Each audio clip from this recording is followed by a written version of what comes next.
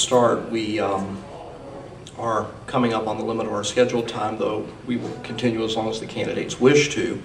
What I would like to do at this point is throw it out to the audience for questions that they might have. Any volunteers, or do I have to call on people? Start over here and then go over Dale over here in the corner.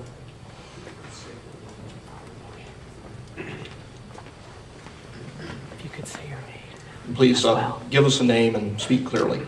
My name's Michael, and I'm a student here at OU. My question is, in Oklahoma, we've always struggled with our transportation infrastructure and its quality and safety, specifically in regard to roads and bridges. If you were elected Corporation Commissioner, how would you help to improve our roads and bridges and their safety, and what kind of role do you think the Corporation Commission can play on that? Who would you like to go first?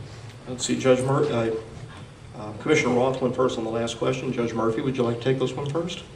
Yes, I would be glad to. That's a real challenge that lies ahead, roads and bridges. The Corporation Commission has no direct jurisdiction over improving, making roads better, actually constructing and building roads.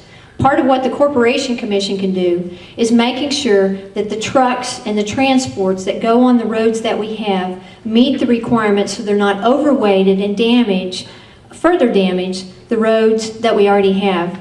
I think the challenge is also looking ahead at alternative sources of transportation.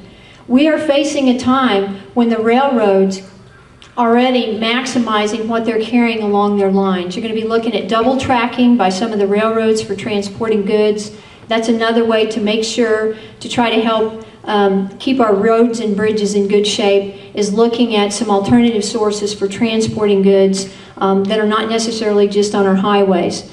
You're going to see the Corporation Commission is in the process of building, along with the Department of Transportation, these weigh stations along the boundary lines, and that's a great thing. But how are we checking the trucks that just stay inside the boundary lines of Oklahoma? And I think that's something that we have to continue to look at. I think there's a lot of challenges on the transportation end, and I think it's going to take working with the legislature some, because funding for that comes through roads and bridges in the legislature, and I think it's going to be real important to pool our resources, the experience and knowledge we have at the Commission, along with ODOT, along with some of the private industry folks, and look at some of the ways that we can prioritize and do things. Because I can tell you, one of the worst stretches of highway that Mom and I know about is from Woodward out to Guyman. It's one of the worst roads possible, and the thing is, we just keep putting a Band-Aid on it, and that's really the lifeblood of how they transport things out there. So I think we really have to look and see if there's different things that we can do as regulators, working with the legislators, working with the Department of Transportation. I really see it as kind of a team effort.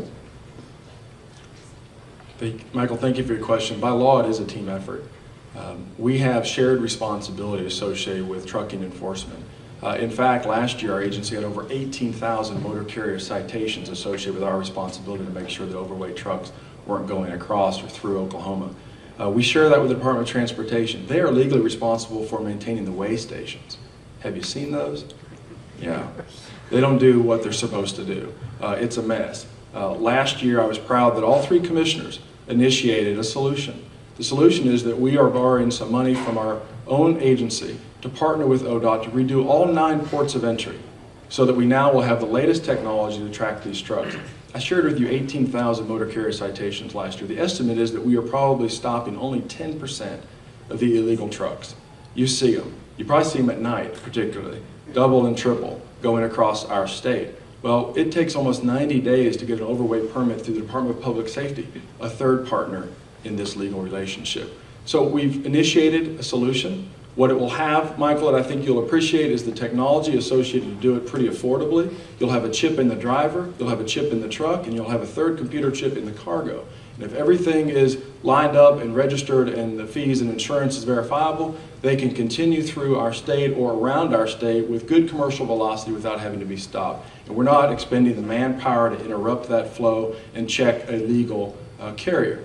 But Oklahoma's 2 greatest culprits for our road and bridge conditions, beyond the neglect from our legislature for years, is the weather in the fact that our earth moves seasonally like it does. Watch your house. I have an 80-year-old house. Some doors work in the winter, some don't in the summer. You know, kind of how the earth moves here. Secondly is the damage from overweight trucks in particular across our infrastructure. So we've got to do our part. ODOT's got to do their part to upgrade those weigh stations and actually have them open. You know, that would help. That's important. But at the end of the day, we've got to have the resources to do it, and we're finally now committed to it. All three of us jumped on that and said this is the right thing to do.